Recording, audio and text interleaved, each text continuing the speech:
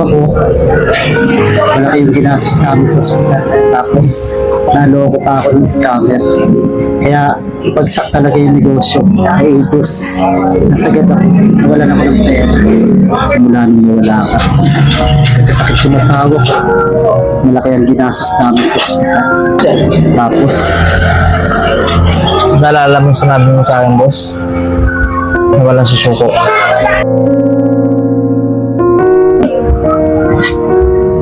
Ay, Clark! ay, boss. Halika muna sa saglit. Ayun, boss. Pabot ako ng ko ng bag ko dun sa may kwarto. Sige, boss. Ha?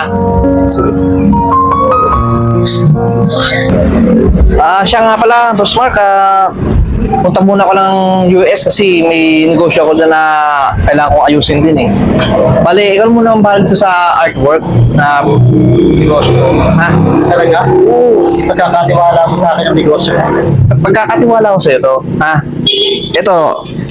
Ito yung para sa'yo, tapos ito sa mga tauhan natin. Bigyan mo sila ng bonus, huwag mo silang papabayaan. Tulad ng ginawa mo sa akin dati, di ba? Naalala mo yun, sir? Ganun lang gawin mo sa kanila. Bigyan mo sila ng bonus, tsaka mga 13 months nila. Ito na.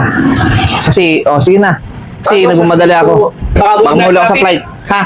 Sige, Sir Mark. Salamat.